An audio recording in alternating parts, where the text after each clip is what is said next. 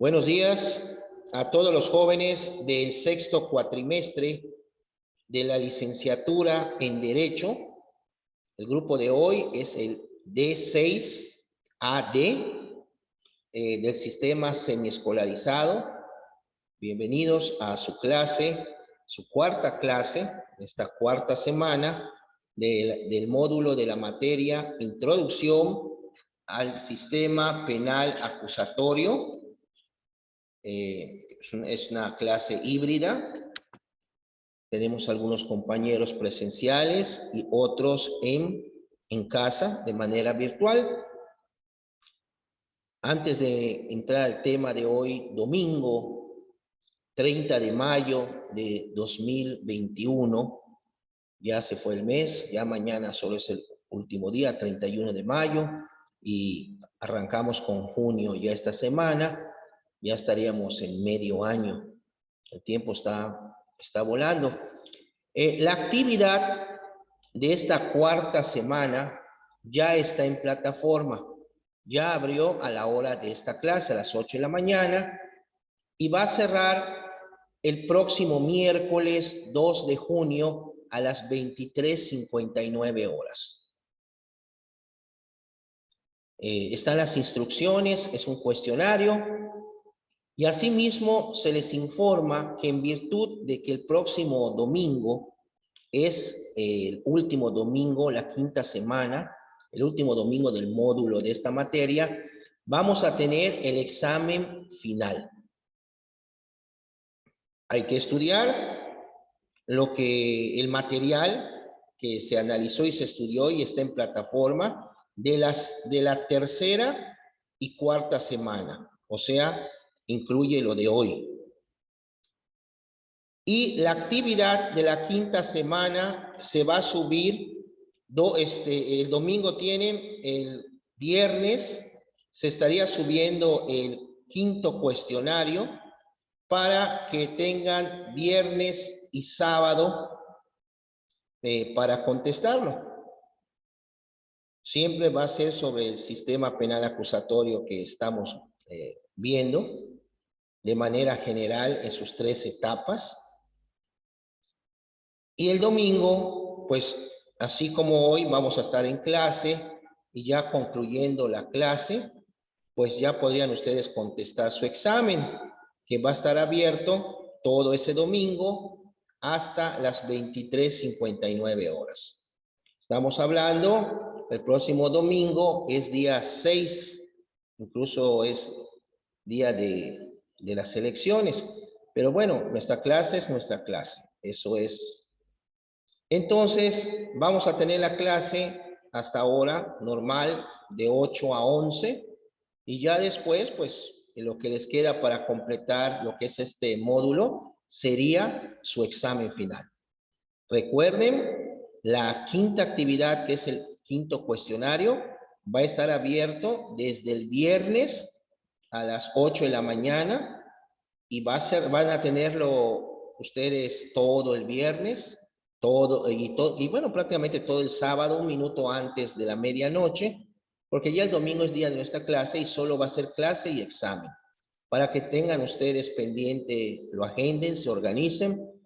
Recuerden que estas dos actividades de la cuarta y de la quinta semana tienen un valor de 25 puntos. 25 puntos, son 50 las dos actividades, porque el examen va a tener un valor de 50 puntos. Estaríamos hablando ya del 100% de la calificación.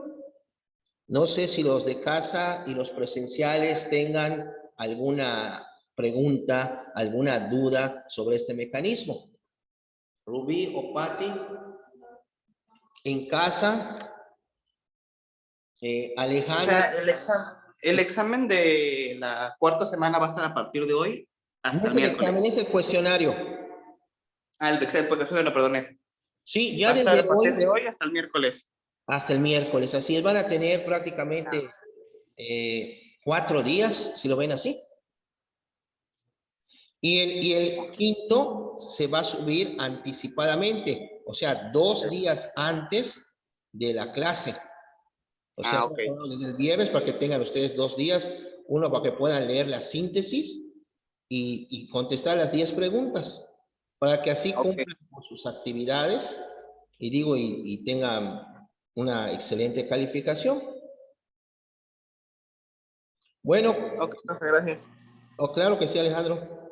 Vamos a dar inicio a la clase con vamos, en uno de los primeros temas, antes de entrar a la segunda etapa, a la etapa intermedia.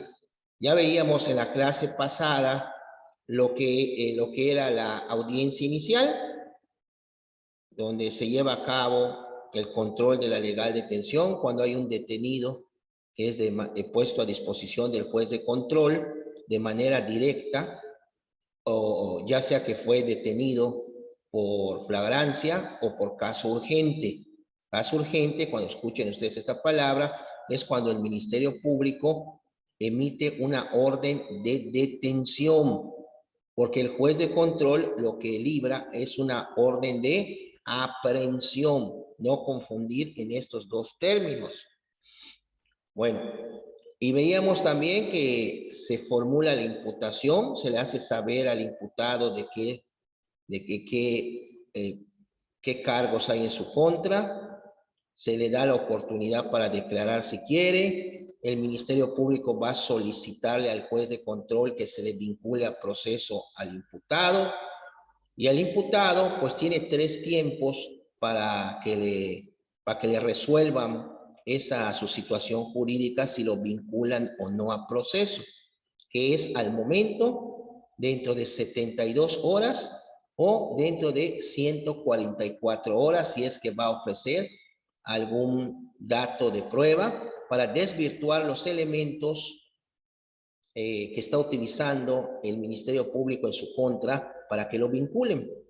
Después viene la solicitud de las medidas cautelares, que estas son aquellos medios, esos instrumentos legales para evitar que el imputado vaya a huir, se vaya a sustraer de la acción de la justicia.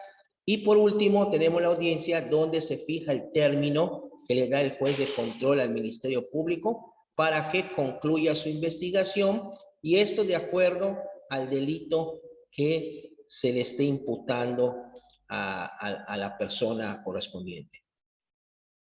Bueno, pero ya veo que hablamos de agente del Ministerio Público, del juez, del imputado, su defensor, la víctima ofendido. Bueno, la clase de hoy, antes de pasar al tema de la etapa intermedia, que es la segunda etapa del procedimiento penal acusatorio en México, el que se está aplicando en la actualidad, vamos a analizar el artículo 105, jóvenes. El artículo 105 nos habla quiénes son los sujetos de este nuevo procedimiento penal. Y ojo, desde ahora, no confundir. La relación que aparece en ese artículo 105 se refiere a los sujetos, pero hay un párrafo que viene después donde señala que no todos estos sujetos que se acaban de mencionar son parte, únicamente van a ser parte los que vamos a ver. Por eso no pierdan de vista. Por ejemplo, podemos decir, la víctima o el ofendido son sujetos, pero también son parte. Y van a ver que otros sujetos no son parte. Entonces, aquí estriba que hagan la diferencia, quiénes son sujeto y parte y quiénes son solo sujetos. En el artículo 105 del Código Nacional. Bueno, vamos a ver, en compartir pantalla, vamos a irnos al 105.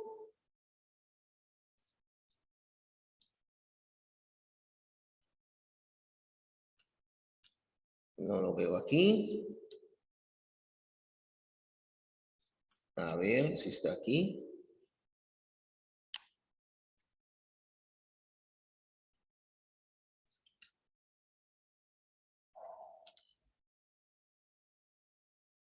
Pizarra, documentos. Vamos a ver aquí en documentos.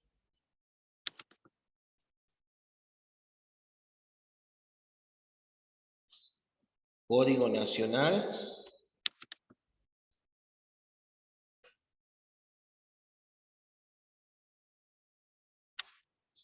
Creo que aquí está.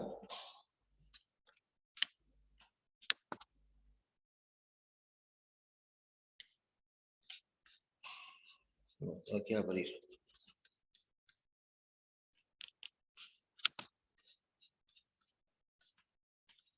Los que están aquí en clase, si tienen su código nacional, busquen el artículo 105, por favor. Nada más voy a esperar aquí en la computadora que abra el...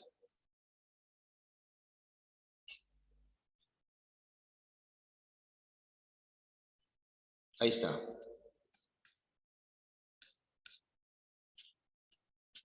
Bueno. Aquí, jóvenes, pueden ustedes ver, los que están en casa, con la pantalla compartida, el artículo 105, sujetos de procedimiento penal. Son sujetos del procedimiento penal los siguientes. Nos señalan a 8 sujetos. Tenemos primero la víctima o el ofendido. Número 2, el asesor jurídico, que es una nueva figura en este procedimiento penal, pero es el asesor jurídico de la víctima. El imputado, el defensor del imputado, el Ministerio Público, la policía, el órgano jurisdiccional, o sea, el juez, y la autoridad de supervisión de medidas cautelares y de la suspensión condicional del proceso. Repito, son 8 sujetos que tienen ustedes a la vista en casa, independientemente si tienen su Código Nacional abierto en este artículo. Y abajo, lo que les decía, los sujetos del procedimiento que tendrán la calidad de parte en los procedimientos previstos en este código son el imputado y su defensor, el Ministerio Público, la víctima u ofendido y su asesor jurídico. O sea, estos son lo que son las partes, si lo quieren ver de esta forma. Si ustedes se dan cuenta, el juez no es parte, la policía tampoco, la autoridad de supervisión de medidas cautelares tampoco. Entonces, por eso es muy importante que tengan en cuenta que de las 8, estamos hablando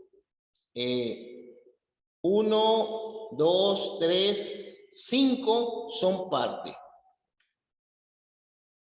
La víctima o el ofendido, el asesor jurídico de la víctima, el imputado, el defensor, el Ministerio Público. Si se dan cuenta, son las primeras fracciones de la 1 a la 5. Son sujetos, pero también son parte. Bueno, voy a ver cómo está la lista, porque veo que hoy no todos están aquí en clase. A ver, esta es la lista de...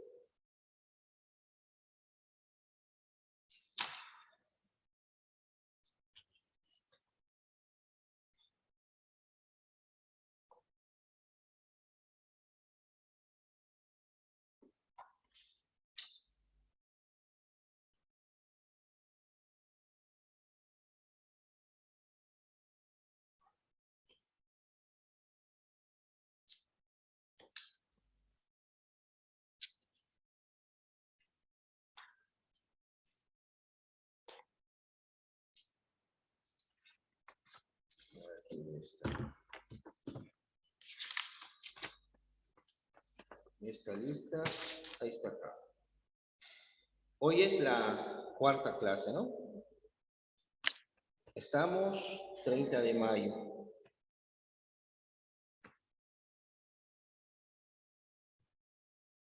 ...30 de mayo 2021. ¿Hace una semana fue? No. ¿20 qué? 23 de mayo.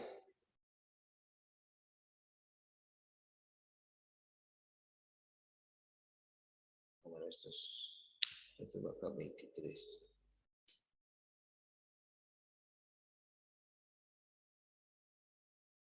Aquí es 30 de mayo.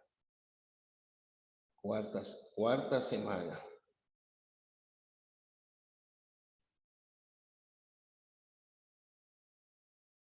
Y 16 fue el otro domingo, ¿no? 16.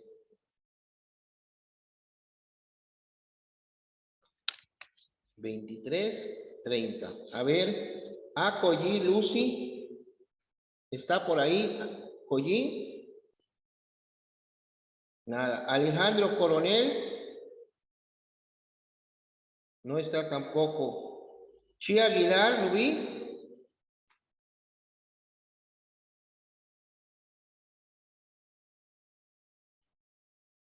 Cruz Blanco Zaira. Es Mayo Vidal Roy. Nada. Ramón Carles Eduardo Raimundo. Presente. Es virtual. Rebollar Cubillo. Robelo Pineda. Salaya de la Cruz. Santos Gómez Itzel.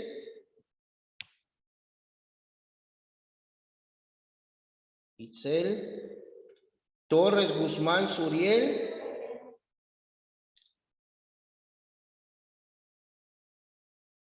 Ucán Ruiz. Delgado Cano Joher. Presente.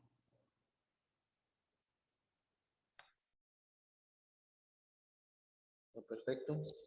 Pues continuamos con este artículo 105, viendo lo que son los sujetos y las partes.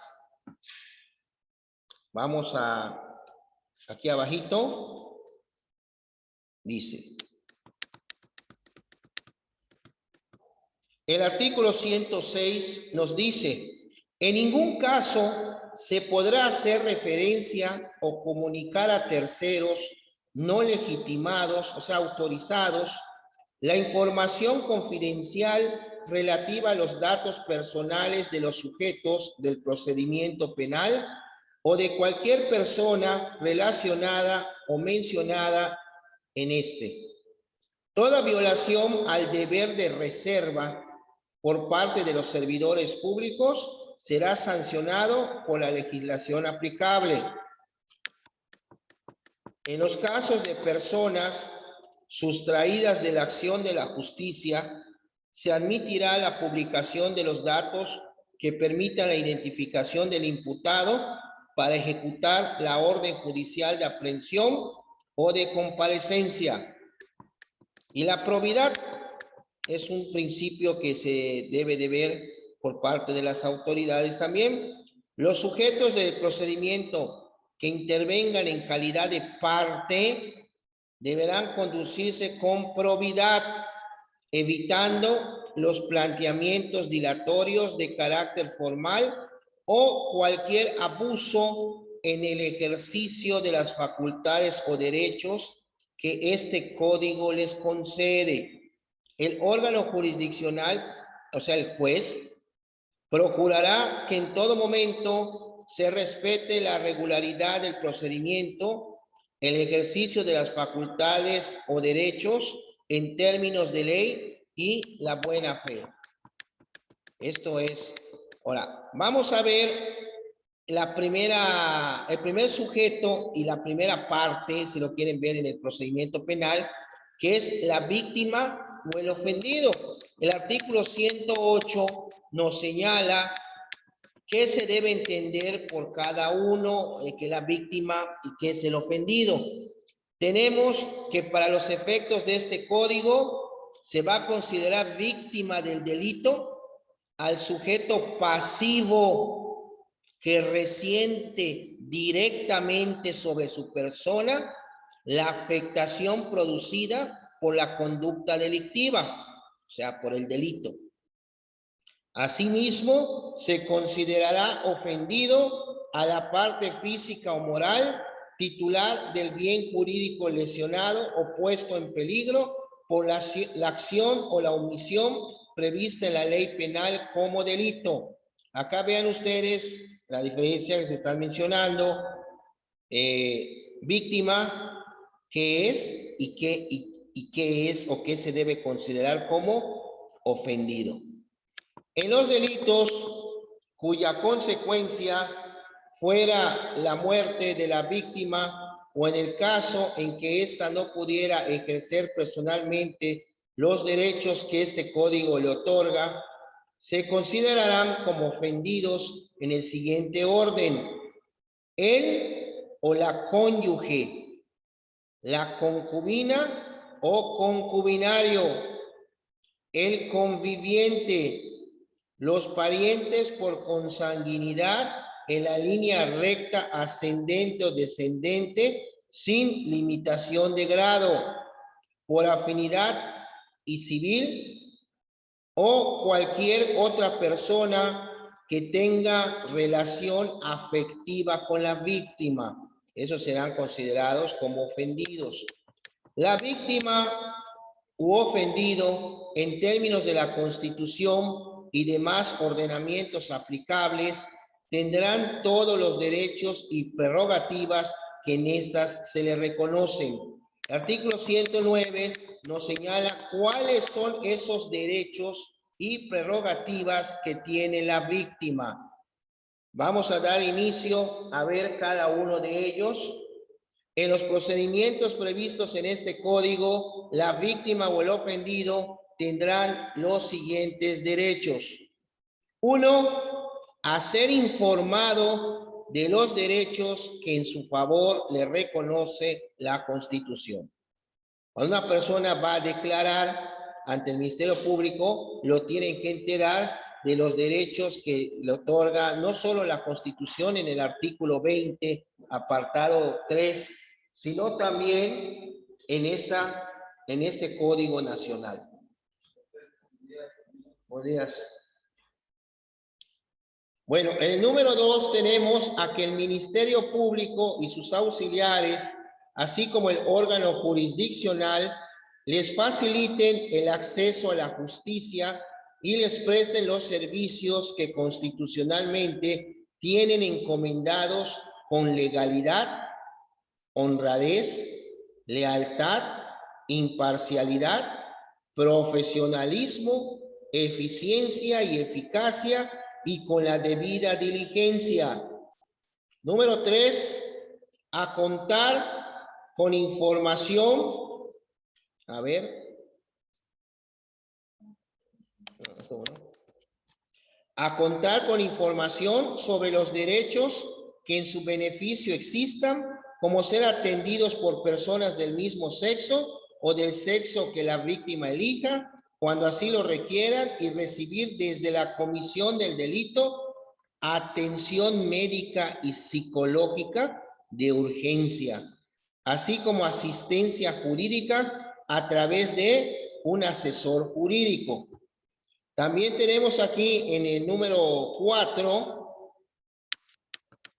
a comunicarse inmediatamente después de haberse cometido el delito con un familiar e incluso con su asesor jurídico. Número 5, a ser informado cuando así lo solicite del desarrollo del procedimiento penal por su asesor jurídico, el Ministerio Público y o, en su caso, por el juez o tribunal. Tenemos el número 6, a ser tratado con respeto y dignidad. Número 7, a contar con un asesor jurídico gratuito en cualquier etapa del procedimiento en los términos de la legislación aplicable. Número 8, a recibir trato sin discriminación a fin de evitar que se atente contra la dignidad humana y se anulen o menoscaben sus derechos y libertades por lo que la protección de sus derechos se hará sin distinción alguna. Número 9, acceder a la justicia de manera pronta, gratuita e imparcial respecto de sus denuncias o querellas. La número 10, a participar en los mecanismos alternativos de solución de controversias. Número 11, a recibir gratuitamente la asistencia de un intérprete o traductor desde la denuncia hasta la conclusión del procedimiento penal cuando la víctima o el ofendido pertenezca a un grupo étnico o pueblo indígena o no conozca o no comprenda el idioma español.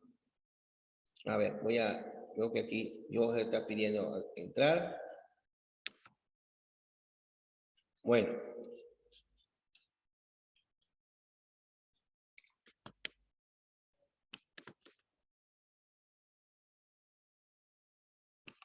El 12 dice, en caso de tener alguna discapacidad la víctima, a que se realicen los ajustes al procedimiento penal que sean necesarios para salvaguardar sus derechos. Número 13, a que se le proporcione asistencia migratoria cuando tenga otra nacionalidad. Número 14, a que se le reciban todos los datos o elementos de prueba pertinentes con los que cuente, tanto en la investigación como en el proceso, a que se desahoguen las diligencias correspondientes y a intervenir en el juicio e interponer los recursos en los términos que establece este código.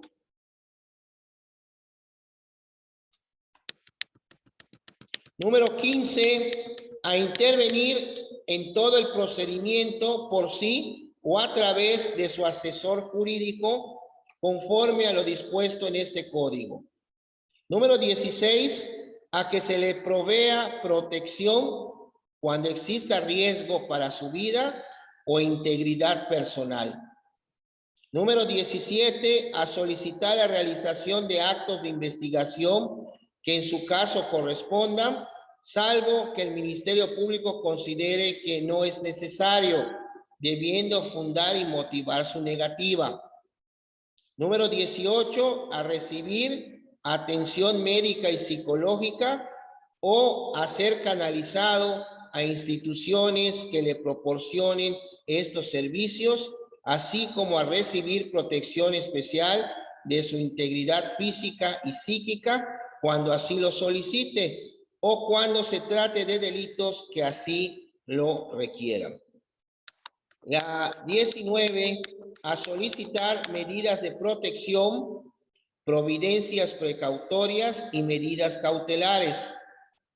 20, a solicitar el traslado de la autoridad al lugar en donde se encuentre para ser interrogada o participar en el acto para el cual fue citada, cuando por su edad, enfermedad grave o por alguna otra imposibilidad física o psicológica se dificulte su comparecencia, a cuyo fin deberá requerir la dispensa por sí o por un tercero con anticipación. El número 21, otro derecho que tiene la víctima, a impugnar por sí o por medio de su representante las omisiones o negligencia que cometa el Ministerio Público en el desempeño de sus funciones de investigación en los términos previstos en este código y en las demás disposiciones legales aplicables.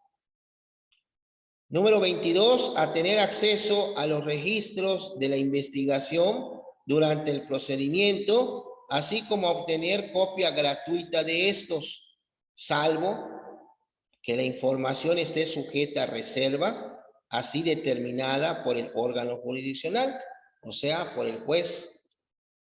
23, a ser restituido en sus derechos cuando estos estén acreditados. Número 24, a que se le garantice la reparación del daño durante el procedimiento en cualquiera de las formas previstas en este código.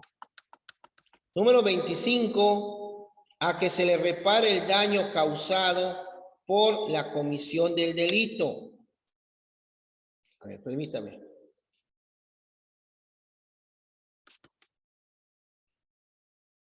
Pudiendo solicitarlo directamente al órgano jurisdiccional sin perjuicio de que el Ministerio Público lo solicite.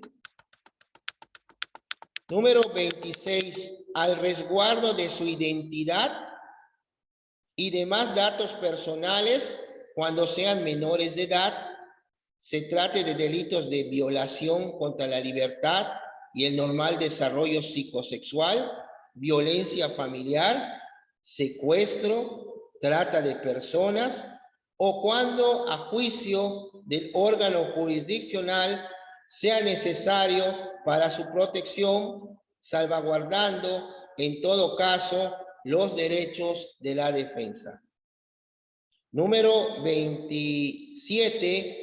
A ser notificado del desistimiento de la acción penal y de todas las resoluciones que finalicen el procedimiento de conformidad con las reglas que establece este código. 28. A solicitar la reapertura del proceso cuando se haya decretado su suspensión. Y 29, las demás que establezca este código u otras leyes aplicables. En el caso de que las víctimas sean personas menores de 18 años, el órgano jurisdiccional o el Ministerio Público tendrán en cuenta los principios del interés superior de los niños o adolescentes, la prevalencia de sus derechos, su protección integral y los derechos consagrados en la Constitución, en los tratados internacionales, así como los previstos en el presente código. Para los delitos que impliquen violencia contra las mujeres, se deberán observar todos los derechos que en su favor establece la Ley General de Acceso de las Mujeres a una vida libre de violencia y demás disposiciones aplicables. Aquí en el artículo que sigue en el 110 entra la figura del asesor jurídico de la víctima. En cualquier etapa de las tres que ya conocen del procedimiento, las víctimas u ofendidos podrán designar a un asesor jurídico, el cual deberá ser licenciado en Derecho o abogado titulado, quien deberá acreditar su profesión desde el inicio de su intervención mediante cédula profesional. Si la víctima u ofendido no puede designar uno particular, tendrá derecho a uno de oficio. Cuando la víctima u ofendido perteneciere a un pueblo o comunidad indígena, el asesor jurídico deberá tener conocimiento de su lengua y cultura y en caso de que no fuere posible, deberá actuar asistido de un intérprete que tenga dicho conocimiento. O sea, como pueden ver, el asesor jurídico no está obligado a tener conocimiento de la lengua. Digo, para eso el Ministerio Público se apoya en intérpretes o bien en traductores. La intervención del asesor jurídico será para orientar, asesorar o intervenir legalmente en el procedimiento penal en representación de la víctima o el ofendido. En cualquier etapa del procedimiento, las víctimas podrán actuar por sí o a través de su asesor jurídico, quien solo promoverá lo que previamente informe a su representado. El asesor jurídico intervendrá en representación de la víctima u ofendido en igualdad de condiciones que el defensor. Ya vieron que el defensor del imputado, del acusado, pues está en un estatus para, lógicamente, llevar una defensa adecuada. Bueno, el asesor también está en ese mismo estatus, el asesor jurídico de la víctima. A ver.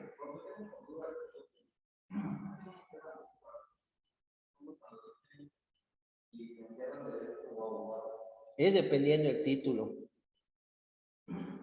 Si tu título dice abogado, abogado. Hay universidades, por ejemplo, la UADY, hasta 1985 se expedían títulos de abogado. A partir de ese año en adelante se han expedido licenciados en Derecho.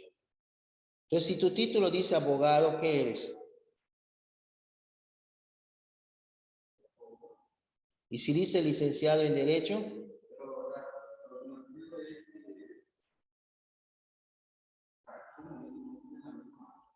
es lo mismo, solo que la denominación cambia.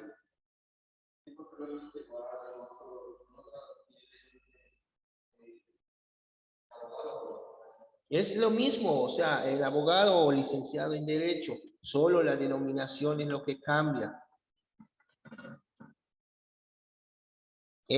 Por eso te dicen licenciado, porque si tú tienes un título de abogado o de licenciado en Derecho, adelante, puede serlo.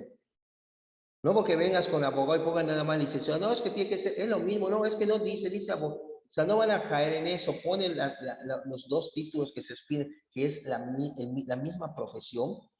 Abogar, ¿qué es? Ir a hablar por alguien en su defensa, es defenderlo. El licenciado en Derecho es una persona que tiene, como lo dice el título, licencia para ejercer el derecho, ya sea para defender o sea, ya tienes una licenciatura. Ustedes van a ser licenciados en Derecho. Ya si después siguen estudiando una maestría, maestros en Derecho. Y ya después si quieren estudiar un doctorado, van a ser doctores en Derecho. Se tenía el concepto de doctor como que es un médico y doctor es un grado académico. Entonces, ¿te queda claro? Abogado, licenciado, son los títulos que se usan en la universidad. ¿En casa alguna duda, jóvenes?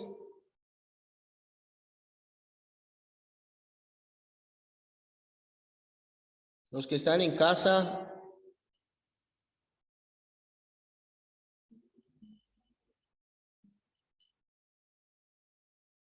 ¿Alguna pregunta? Bueno.